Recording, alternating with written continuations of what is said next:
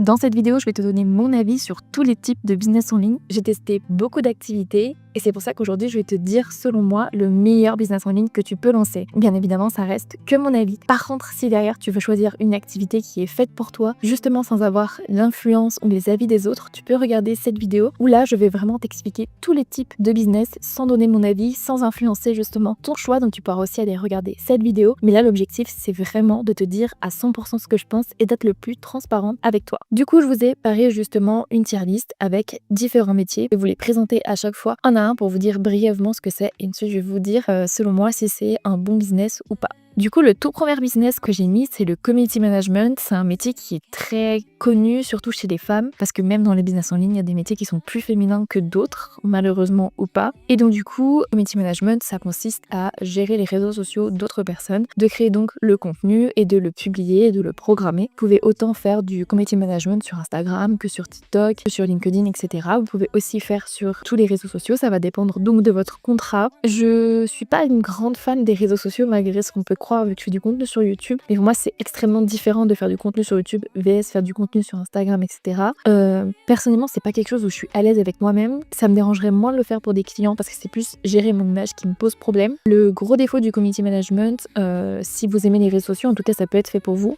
Mais moi, c'est pas trop mon truc. Et en plus de ça, c'est très concurrentiel. Du coup, vous avez des contrats qui sont pas toujours intéressants. Et surtout, pour avoir un bon salaire, vous êtes obligé d'avoir plusieurs clients. Et donc, du coup, souvent, de devoir publier le week-end, programmer sa casse riche, etc., répondre à des messages. Enfin, en fait, c'est qu'en community management, vous pouvez vraiment avoir des contrats qui sont pas ouf et des contrats qui sont très bien. C'est comme tout. Mais c'est quand même assez dur de trouver des bons clients, même s'il y a des clients qui payent très bien. Je trouve que il y a vraiment beaucoup de concurrence et ça dépend vraiment du type de contrat que vous allez trouver. Et personnellement, c'est pas une activité que j'aime. Publier sur les réseaux sociaux pour quelqu'un d'autre, personnellement, ça m'intéresse pas. Donc je vais mettre bof. Parce que ça m'intéresse pas, mais c'est pas non plus le pire des métiers que je pourrais pas faire. Mais c'est pas un truc qui me plaît particulièrement. Ensuite, on a Amazon KDP. Donc Amazon KDP, le principe, c'est de créer un livre et de publier sur Amazon. Et Amazon va se charger de tout, donc de l'impression, de la vente de votre livre, etc. Puisqu'il est sur la plateforme. Donc vous n'avez pas de SAV ou autre à créer, vous avez juste en réalité le contenu. Donc c'est-à-dire le texte et les illustrations. Et c'est tout, je vous envoie un fichier PDF à Amazon et votre livre est en vente sur le site. Donc je trouve que c'est un super business, surtout si vous voulez pas montrer votre visage, etc. C'est selon la niche que vous choisissez, c'est pas trop concurrentiel. Après, personnellement, écrire des livres, c'est pas trop mon truc, mais ça a quand même un bon potentiel et on va dire que c'est pas quelque chose qui est très très répandu. J'hésite entre moyen et bon potentiel, mais je vais quand même mettre bon potentiel. Ensuite, on a tout ce qui est coaching. Alors coaching, je trouve que c'est plutôt bien parce que ça reste un domaine assez premium. Du coup, si vous avez beaucoup d'expertise, vous allez certes vendre votre temps, mais vous pouvez vraiment vous vendre très cher à l'heure. Et surtout, si vous faites du coaching, c'est que vous faites quelque chose que vous aimez. Donc, je pars du principe que c'est hyper intéressant, même si c'est de la vente de temps. Souvent, vous êtes payé minimum 300 € de l'heure. Donc, moi, je trouve ça très intéressant. Et je pratique cette activité et je trouve que autant j'adore ça et en plus c'est vraiment bien payé, donc coaching pour moi c'est un super business si vous avez une expertise de vous lancer dans le coaching. Ensuite, tout ce qui est freelance, alors le freelance c'est pareil, il y a tout, vous pouvez autant faire des tout petits contrats, donc c'est-à-dire des créations de logos à 200-300 €, grossir des traits, comme on va dire un peu du salariat déguisé où vous allez travailler pour des personnes et avoir des contrats beaucoup plus gros. Donc moi c'est ce que je peux faire, donc je peux être payée 3-4 000 € par mois selon les clients que je peux avoir sur des postes d'assistante ou de bras droit, des choses comme ça. C'est du salariat déguisé, donc vous n'avez pas les avantages du salariat, mais vous êtes mieux payé et vous faites ce que vous voulez quand vous voulez.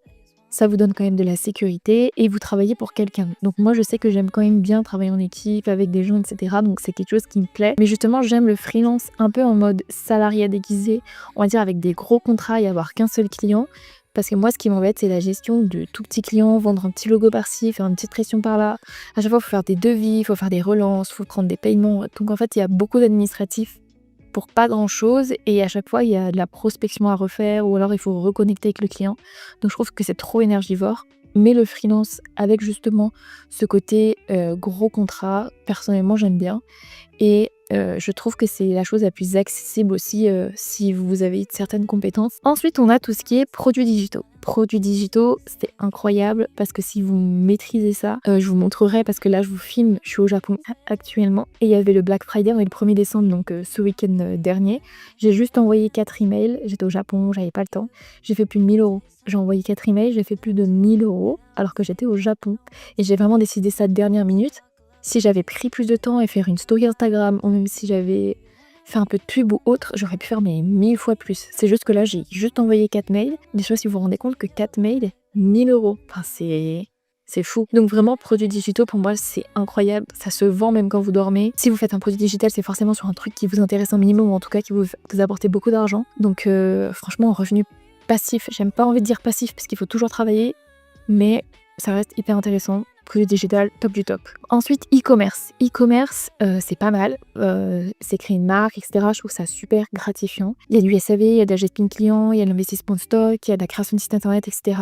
Donc je trouve que si vous êtes passionné par quelque chose, ou en tout cas que vous voulez vraiment créer une marque, ou alors que vous faites des choses à la main et tout, ça peut être sympa. Mais on va dire que c'est pas comme ça que vous allez faire le plus d'argent facilement, mais si ça vous plaît, pourquoi pas. Je trouve ça bien parce que c'est gratifiant, mais je trouve que c'est compliqué, les coûts d'acquisition ils sont chers, la concurrence elle est folle.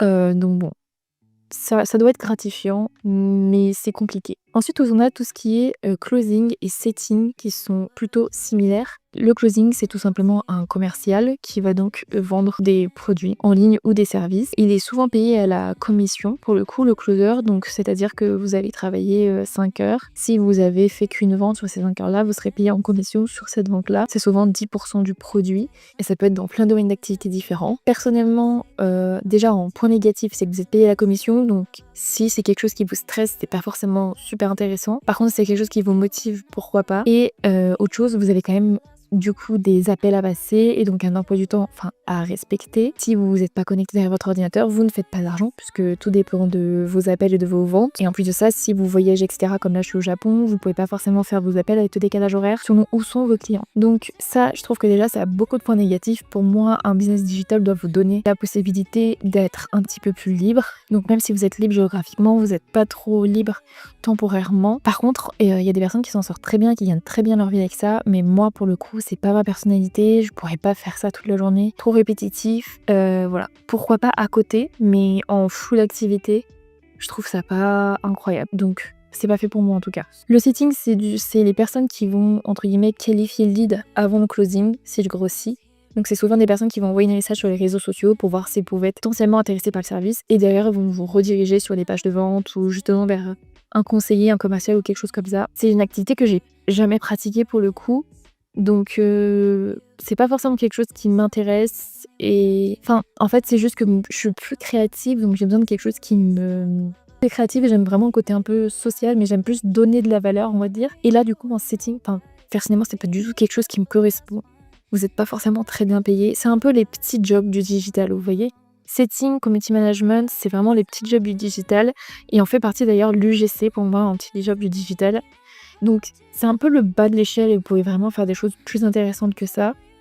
L'UGC, pour ceux qui connaissent pas, c'est tout simplement le principe de créer du contenu. Donc je vous mettrai des extraits de à quoi ça ressemble, de créer des vidéos de vente à destination des marques. Donc je vous donne un exemple, moi par exemple j'ai une formation Canva et j'ai une formation d'accompagnement de business en ligne.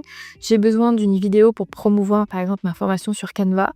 Je vais payer une fille ou un garçon pour faire une pub sur ma formation et par exemple pour leur expliquer des modules ou autres, et cette personne va tourner cette vidéo. Ensuite moi je pourrais la diffuser sur mes réseaux sociaux. Ça marche donc pour toutes les marques. Il y a des marques qui font par exemple pour mon foulard, voilà, une personne va filmer cette vidéo en disant qu'elle a acheté un foulard qui était trop beau, etc. Et la marque va pouvoir diffuser cet avis sur son profil. C'est différent de la collab, puisque la collab, vous êtes payé via un partenariat. Donc si je suis influenceuse et que j'ai une collab pour ce foulard, la marque va me payer souvent une certaine somme, par exemple 200 € pour le post, et ensuite je vais avoir de l'affiliation, donc je vais toucher des commissions sur chaque vente, selon le contrat qui a été fait ou pas. L'UGC, ça va être vraiment juste la vente d'une vidéo et la marque derrière, elle en fait ce qu'elle veut. Donc après, en fait, vous allez un peu vendre votre image et moi, c'est quelque chose que je tolère pas trop, puisqu'après, votre tête peut se retrouver absolument de partout. Vous pouvez vous retrouver sur des ads, etc. Pour moi, à partir du moment où vous donnez une vidéo à quelqu'un, même si un contrat autre, vous ne maîtrisez plus rien du tout. Déjà, ça, je suis pas trop OK avec ça. Et deuxièmement, plein d'outils d'IA qui commencent à remplacer l'UGC. Vous maîtrisez pas forcément votre image. Voilà, je suis pas hyper partisante de l'UGC. Pour moi, vraiment, être rémunéré pour des petits contrats comme ça, je vous l'ai dit, c'est vraiment des petits tafs.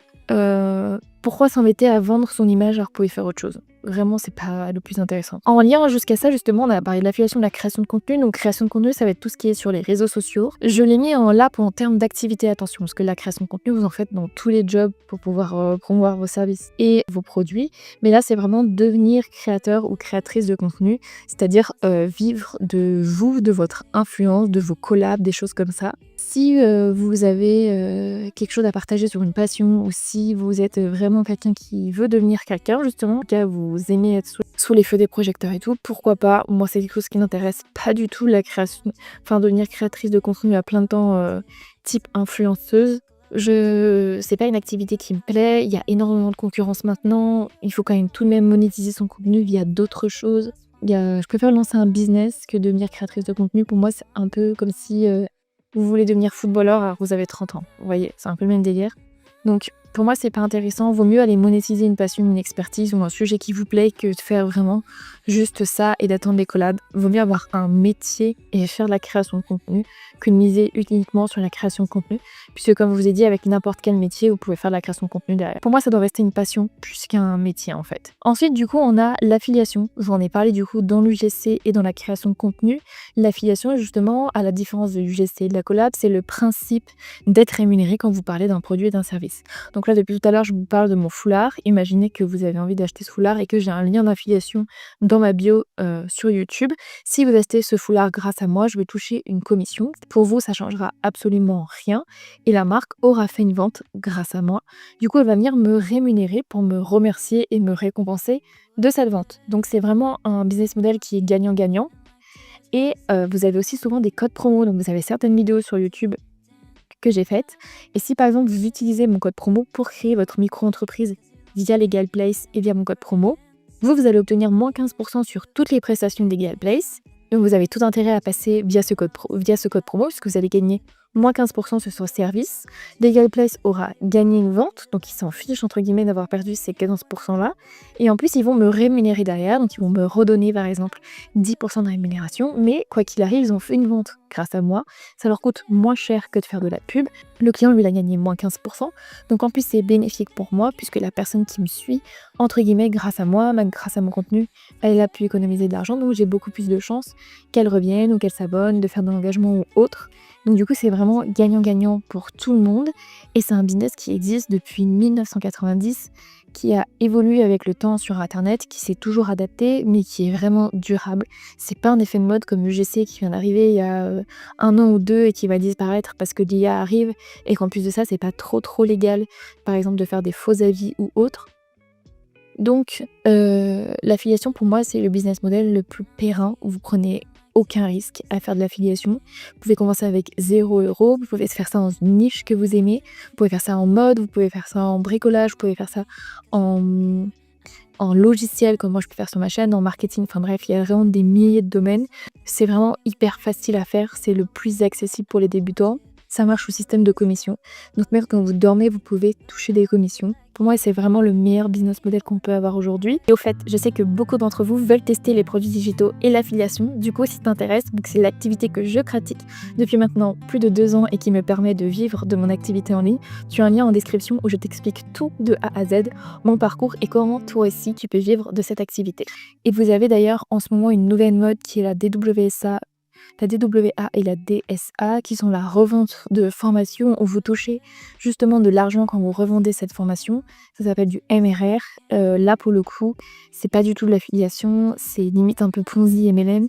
Je vous conseille pas du tout de faire ça. C'est encore une fois un effet de mode. Dans 1 an ou 2, ça va se casser la gueule. Et encore, je suis mignonne parce que je pense que ça peut tomber beaucoup plus vite que ça. Donc si c'est un business model qui vous intéresse, ne faites pas de la WA ou de la DSA, mais faites de l'affiliation pour des formations si vous voulez. Il y en a plein. Si ça vous intéresse, vous pouvez m'envoyer un message, je vous enverrai des repos ou des régies d'affiliation autres pour trouver justement des programmes d'affiliation où je ferai des vidéos sur ma chaîne à ce sujet-là. Mais ne rentrez pas là-dedans parce que vraiment, Vous allez juste donner 500 € à quelqu'un qui va vous vendre une formation et derrière vous allez revendre une formation. Vraiment, vous pouvez vous débrouiller tout seul. Donc voilà, c'est une petite parenthèse, mais c'est un peu, selon moi, de l'arnaque, c'est business. Donc n'allez pas trop là-dedans, vous pouvez vraiment trouver des choses plus sympas et plus éthiques. Ensuite, on a tout ce qui est dropshipping et drop servicing. Dropshipping, vous connaissez le principe, donc c'est en e-commerce, sauf que vous ne gérez pas les stocks. Tout est fait et envoyé directement depuis les entrepôts. C'est devenu très concurrentiel. Après, tout ce qui est en gestion stock, etc., c'est plutôt intéressant. Tout ce qui est coûts d'acquisition sont très chers en termes de ads. Donc si vous êtes pas bon en création de contenu ou en trafic organique, ça va être compliqué. Donc voilà, c'est pas forcément le business qui me plaît, c'est pas le plus éthique. Je trouve ça pas plus intéressant. C'est un peu comme le e-commerce, mais en moins sympa, je trouve. Enfin, personnellement, c'est pas un truc qui m'attire tout ce qui est com, donc forcément, c'est pas quelque chose qui m'intéresse le plus. Ensuite, on a tout ce qui est drop servicing. Donc là, pour le coup, ça va être un peu du dropshipping, mais version service entre l'agence et le freelance. Par exemple, si vous êtes freelance en création de site internet, quelqu'un va vous contacter et vous allez créer ce site internet, vous allez facturer votre client et lui délivrer le service parce que vous avez les compétences. Ça marche pareil, si vous êtes monteur vidéo, on vous contacte pour monter une vidéo, vous montez cette fameuse vidéo, vous la donnez, on vous donne le projet, enfin bref, c'est absolument classique. Le drop servicing, ça vous permet de faire la même chose même si vous n'avez pas la compétence. C'est-à-dire qu'on vous contacte pour faire la création de votre site internet. Vous ne savez pas faire, vous cherchez un prestataire qui sait le faire, vous allez le rémunérer et vous allez vendre ce projet-là à l'autre personne. Vous êtes un petit peu comme un apporteur d'affaires entre les deux et donc vous pouvez faire ça avec plusieurs prestataires et vous gérez toutes ces personnes-là. Donc c'est un peu de la gestion de projet. Personnellement, ça m'intéresse pas trop parce qu'en fait, encore une fois, tout ce qui est gestion de projet, gérer des clients, avoir des deadlines, etc., courir derrière les prestataires, courir derrière les clients, pour en avoir fait, vraiment, c'est quelque chose que je veux plus faire. J'en ai vraiment trop marre de courir derrière les personnes qui payent pas, etc. Donc moi, c'est quelque chose qui m'intéresse pas du tout. Et encore une fois, je préfère maintenant faire de l'affiliation mais en service. Comme ça, j'ai rien à gérer et il y a juste les commissions qui tombent en automatique et on me paye. Et j'ai pas besoin de courir derrière les gens puisque je fais ce taf-là pour me faire plaisir et me délivrer du temps pour d'autres activités. Donc personnellement, je trouve ça pas intéressant parce qu'il y a encore une fois des meilleures alternatives comme l'affiliation. Donc pourquoi s'embêter à faire ça quand il y a des choses beaucoup plus simples. Ensuite, le dernier produit qu'on a, c'est l'infoprenariat, donc qui est pas trop loin des produits digitaux, qui va être donc justement la vente de formations, de coaching, de prestations. Donc c'est pas forcément la formation business, ça peut être par exemple la formation de cours de piano, de cours de langue, ça marche énormément. Si vous avez des capacités en langue, faire des formations de langue, c'est incroyable. Ça peut être des cours de tricot. Franchement, c'est toutes ces petites niches-là qui rapportent beaucoup, cours de yoga. Enfin voilà, vraiment tout ce qui est un peu lié aux produits digitaux, mais sous forme un peu de pédagogie. Ça marche super bien. En plus de ça, vous vivez forcément d'une passion dans un domaine où vous êtes bon, donc ça forcément c'est une activité qui vous plaît. Et en plus de ça, vous faites des produits digitaux. Et du coup, on en a parlé tout à l'heure, c'est des produits qui sont à moitié passifs. Je vous ai donné l'exemple du Black Friday alors que je suis au Japon, j'ai fait des ventes. C'est exactement la même chose. Et pour moi, du coup, c'est le meilleur business model que vous pouvez faire. Vous aimez ça, vous avez des revenus à moitié passifs. C'est super intéressant à faire, c'est hyper rémunérateur. Vous pouvez faire ça en création de contenu, en organique, ça suffit amplement, il n'y a pas besoin de faire de pub ou autre. Donc pour moi, c'est vraiment un super business model et c'est vraiment super intéressant. Évidemment, j'ai mis dans le top des choses que j'ai faites et que je fais aujourd'hui. Aujourd'hui, j'ai une activité de freelance, comme je vous ai dit, avec un gros client qui me rémunère 3 000 € par mois. Ensuite, j'ai la vente de tous les produits digitaux sur Canva. Je fais aussi de la prestation pour des grosses entreprises où là, je vais payer à peu près 1 000 €, voire 1 500 € pour 3-4 heures, selon les prestations. Et je fais du coaching en plus pour toutes les personnes qui veulent lancer leur business, puisque j'ai fait un programme d'accompagnement justement pour apprendre à créer son produit digital, etc. Et du coup, j'arrive vraiment à avoir une source de revenus très variée, puisque j'ai de l'affiliation qui me fait des petits revenus passifs, mes produits digitaux qui me font des petits revenus passifs. Et ensuite, à côté de ça, je fais quand même de la prestation et du coaching pour avoir justement des relations avec des personnes, continuer d'évoluer, d'apprendre des choses, etc. Et un peu de création de contenu, parce que moi, c'est comme ça que j'arrive à trouver des clients et à me faire connaître, même si je fais aussi du SEO, etc. Et ça me fait plaisir de faire des vidéos sur YouTube et de partager des choses que j'apprends. Donc c'est là aussi où j'ai mon petit côté passion. Mais pour moi, c'est vraiment le meilleur business model parce que justement, j'arrive à faire tout ça, puisque j'arrive à me dégager du temps, vu qu'il y a beaucoup de choses qui sont automatisées. Donc c'est vraiment pour ça que je trouve que c'est super intéressant. Et je vous encourage en tout cas à vous tourner vers ce type d'activité si vous pensez que ça peut vous plaire. Parce que ça reste le business le plus incroyable. Vous n'avez aucun risque de perdre d'argent, vous n'avez pas de choses à investir. Il n'y a pas d'investissement, il n'y a pas de stock, il n'y a pas de service client. Vraiment, vous choisissez avec qui vous travaillez, vous pouvez avoir des revenus quand vous dormez, vous pouvez travailler d'où vous voulez, quand vous voulez. Enfin, vraiment, il n'y a que des avantages. Mais parce que pour moi, un business en ligne, ça doit vraiment vous permettre d'être libre, ou en tout cas de faire quelque chose que vous aimez. Et encore une fois, la liberté, c'est pas forcément de voyager, ça peut être de faire ce que vous voulez quand vous voulez. Et pour moi, c'est le plus grand atout. Voilà, moi en tout cas, c'est forcément ce que je vous recommande, puisque c'est ce que je fais, c'est ce que j'aime. Mais vous avez plein d'autres choses. Et d'ailleurs, si ça vous intéresse, comme je vous ai dit dans l'intro, vous pouvez aller regarder cette vidéo. Pour le coup, je vous donne pas du tout mon avis. Je suis le plus objective possible pour pas vous influencer et vous permettre justement de trouver une activité qui vous plaît dans ces vidéos. Donc je vous aide à trouver le business en ligne qui est fait pour vous. Par contre, si vous pensez que l'affiliation, l'infoproduit, le coaching, etc., c'est fait pour vous et que vous êtes dans différentes niches, que ce soit le sport, la minceur, le coaching ou autre, vous avez le lien en barre d'infos où je vous aide justement à vous lancer et à poser un peu les premières briques de votre futur business. Donc je vous laisse cliquer juste ici. Donc voilà pour cette vidéo, j'espère qu'elle vous a plu. N'hésitez pas donc à aller visionner celle-ci et à vous abonner et à aimer cette vidéo. Et on se retrouvera très vite pour une prochaine vidéo.